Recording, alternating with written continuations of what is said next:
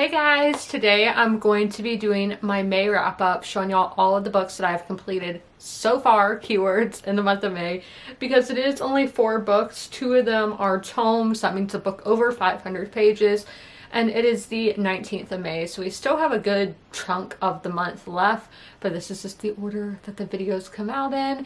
The reading theme for May was reading contemporary or literary fiction and reading the highest rated books of those genres on my TBR according to Goodreads. Let's get it. Firstly, I did finish the anthology that I have been reading since March 1st. It has taken me so long to get through, but I mean, this is quite the chunky book. The book that I'm talking about is Dawnland Voices, an anthology of Indigenous writing from New England. This is a great way to be introduced to these cultures and to these peoples and to understand. I love when these random people come and ring and knock on my door and don't leave when I'm in the middle of filming my video, and it just completely busts the train of thought. But back to Dawnland Voices. I am so sorry about that. That's so frustrating when they just don't leave. I'm like, I don't want to buy any of your stuff. Thanks. So Dawnland Voices, this was a great way to introduce readers to these cultures. And it's not just like, you know, normal text. You have recipes, you have a list of the language, because one of these languages is so easy to pronounce if you are an English speaker, but you know, obviously a lot of people are like, why do I need to learn that? It's just fun and adds knowledge to your brain, which I think is so important, and just gives you something you didn't know before. With anthologies, this is a collection by so many different authors that there's going to be some you like, some that you don't like. That's why I give this a 3.25, because some were so dual and bland that Wikipedia read better. Then there were some where the nature writing was just so beautiful and poetic. I loved the poetry in here. I do recommend that you pick this up to learn about these cultures. But you know, with anthologies, you can skip a section if it's something that's not intriguing you, which I didn't do that. I'm somebody who has to read it all the way through. But that's something with just anthologies where it's a bunch of different writers, a bunch of different stories. You don't have to read the same thing. Next, we have a cult classic that I gave only like a 2.75. So kind of scary to give that review on here because so many people love this book, and that is A Little Life by Hanyayana Gahara. The characters, in theory, this is a character-driven book, and it just makes so much sense. There were characters that I did really enjoy, like the character of Willem. If this book had just been about Willem and his story, I would have ate it up. I would have devoured it. Absolutely loved it. I also really like Harold. He was really relatable in so many regards. I know he's like the old man character and like a college professor, but he's the one I found the most relatable. And that was something great about this book, is I could see a little bit of myself in all of the characters and that they are all relatable. And I think that teaches the great thing of empathy and compassion, that you shouldn't save that just for a select few people. You need to show that to everybody. And ultimately, I think that will make the world a better place. And you learn so much of that reading fiction because you're reading about people who are not like yourself, and that's something that I love about reading, is getting to see other people's experiences. Now, Jude is our main character, and he's one of those characters who has been through every bad thing possible in life. Literally, like every single bad thing has happened to Jude. You know, sometimes that will break me, make me feel despair, make me be like, this is a 5-star book. Other times it frustrates me to no end. I find it so annoying, but here I didn't feel anything whatsoever, hence like the 2-star rating. It's because I was never immersed into Jude's shoes. With these characters, I was never really put into their shoes. It was like an outsider reading all of this, so therefore I didn't connect with the characters. And I just think that's so important. If you're going to be putting us through all of this, I don't know, just make the character more immersive. All the characters love Jude so much, but I don't understand why. I don't understand why he was so special to them. I guess it was the mystery around who he was as a person and all of his secrets. I don't know. Atmosphere, if you like The Secret History by Donna Tartt, I think there's a good chance that you'll like this book. It just reads really pretentious to me, and I'm not saying that in a negative way. Just, it's not an academia book. It's not dark academia. Yes, our characters do meet in college, but again, it's not an academia book. Just the vibes are so similar to Donna Tartt's other book as well, The Goldfinch. I definitely do prefer Donna Tartt's because I liked those characters and was intrigued by those stories more than I was intrigued by this one, but I can't help but notice some similarities. This book is very New York City. If you want a New York City book, I would recommend this. And I think the author's trying to make this timeless. Now, on the back, it does say this is a story of relationships like in the 21st century, but it doesn't utilize that 21st century setting.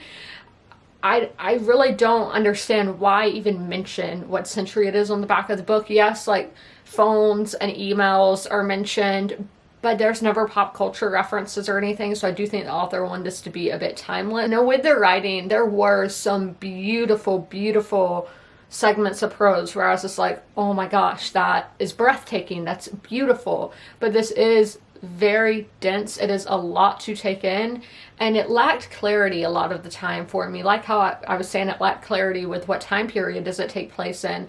I was having to be like, okay, whose point of view are we at? Why are we at this person's point of view? What is the point of this? I was having to ask myself a lot of questions as I would enter a new section of the book, and I personally just don't like that.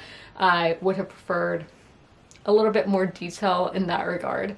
As I said earlier, this is not a plot-driven book. It is nearly 800 pages, but it is a character-driven book. I often find character-driven books tend to be longer. Have y'all picked up on that? Do you think that's true? Let me know in the comments. This book is really showcasing that our relationships are what make us human. It's what makes us who we are. In the book of East of Eden by John Steinbeck that I read last month, a big theme in that book is identity, what makes a monster, what makes us who we are.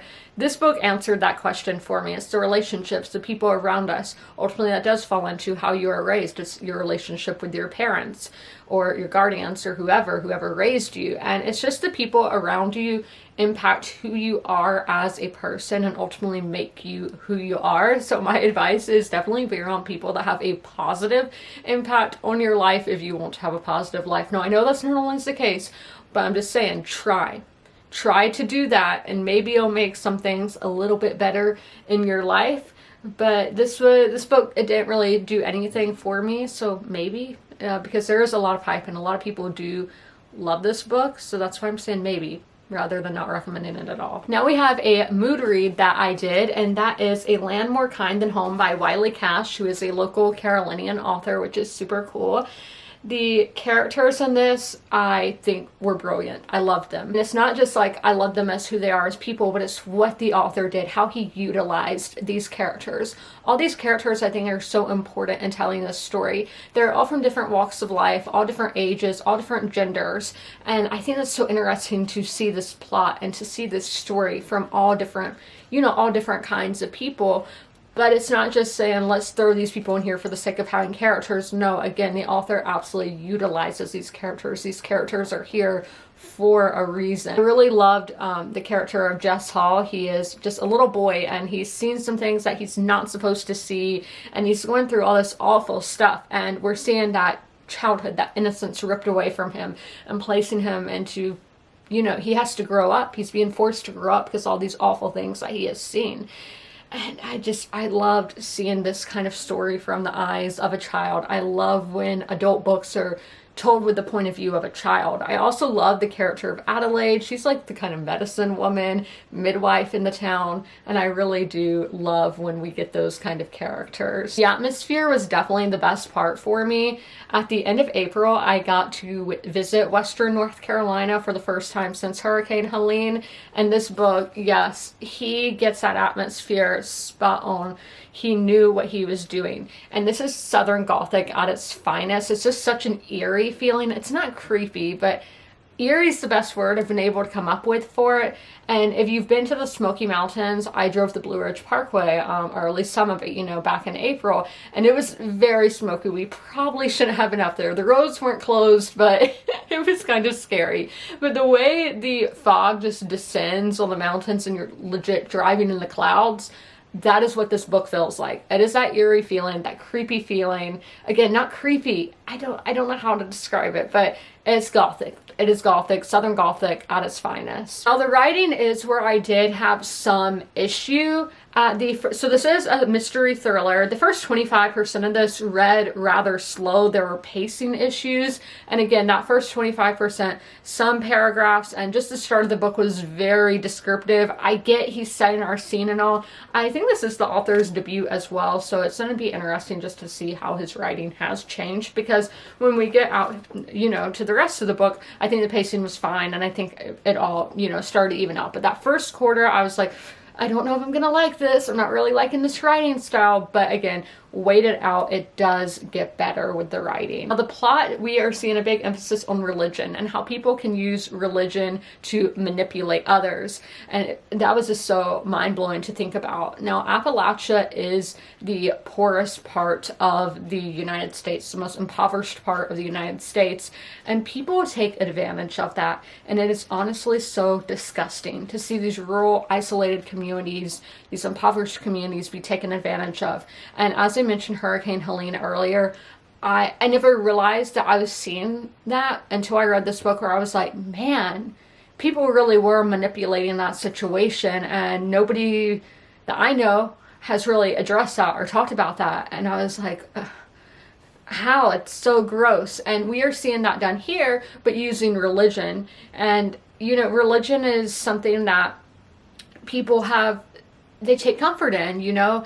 I take comfort in it, and it's something you can always fall back on. That's always there for you. But to see there are cruel and evil people in this world who will take advantage of that, to twist that, and especially in these communities, as I said, and this is, you know, kind of historical fiction here, where like some of those older people in the community didn't have an education, or education that went, you know, very far to college and all of that. So just taking advantage of that, it's so, so sad.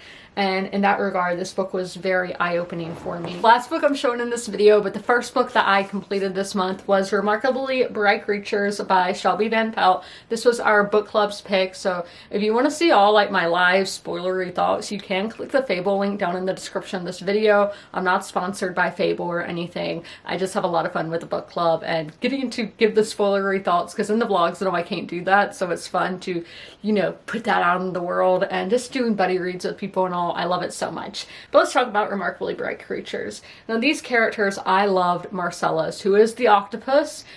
I know that sounds crazy if you're watching this and have no idea what this book is about, but it's about a woman working at the aquarium, and, you know, she befriends the animals. But Marcellus's chapters are just so clever, and I loved him. I loved him right off the bat. Let's talk about our human characters. These are real people. Like, they just feel like people that you can know, people in your life, people that you're walking by in the grocery store. They're all just so real, normal people, and I think it's really fun to read about. Like with A Little Life, we did get to read about celebrity, and I did love that, because that's a life I most likely will never live. When this is very much a life that I could live, and I can find relatability in it, which I did find relatability in A Little Life too.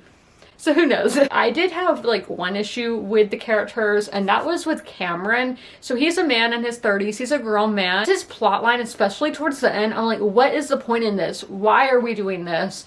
And yeah, you have to go to Fable to see the exact plot that I'm talking about. But he just read so much younger than he actually was. And it's obvious the author just put him at that age for the sake of one of the plots.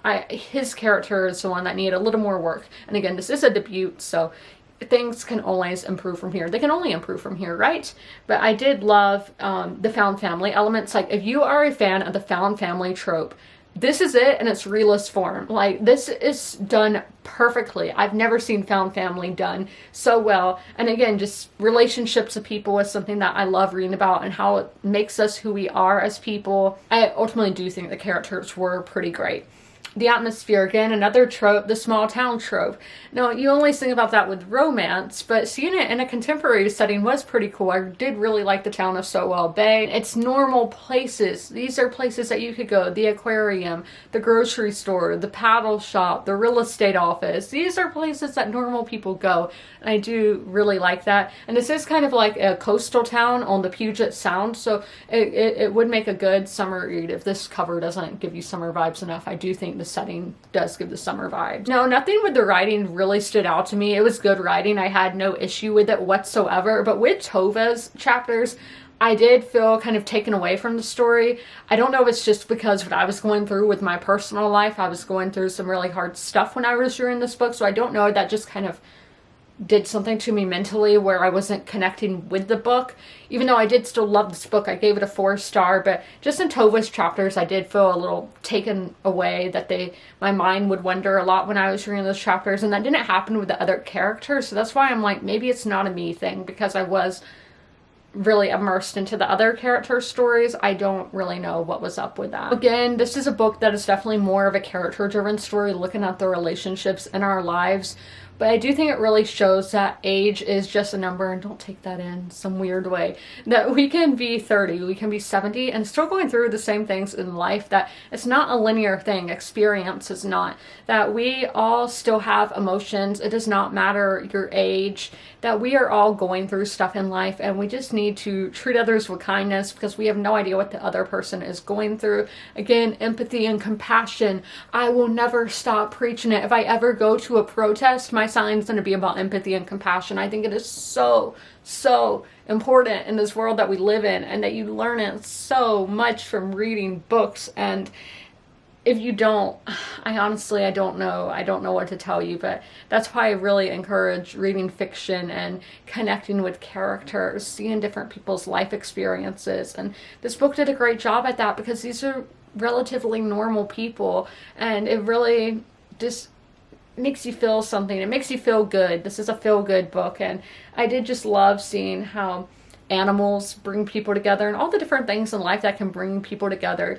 In my 20s, the majority of the friends I've made have been older than me, going from 30s to 60s, like all different ages, and that just shows that age is just a number, as I was saying, that we're all going through life. We're all getting through this thing together, and just be kind to everybody, people and animals alike. I think it's so important. I hope you guys enjoyed this video. If you made it all the way through, leave a flower emoji in the comments below, and as always, comment, rate, and subscribe, and don't forget to ring that notification bell to be notified when all my videos go live. I'll see you in my next one. Bye! If you are familiar with my videos, you're used to seeing Sherman at the end of them. Sadly, Sherman has since passed away, but I would still like to encourage you guys to help your local shelters. Sherman was at the Darlington County Humane Society in rural South Carolina. I always have their link down below in the description if you guys would like to help them, but also help your local shelters as well. You can do that by donating, sharing posts like this one, volunteering, fostering, and adopting, which it's great to do all of those things. Great to help your community, great to help the animals in your community, and I cannot recommend it enough. All of my pets were rescues. They were strays or from animal shelters, and I love them so much, and I know how much love they can give, so knowing these pets at the shelter can equally give that much love, it's amazing. And y'all should totally take part and help out those local animal shelter pets, and please help them.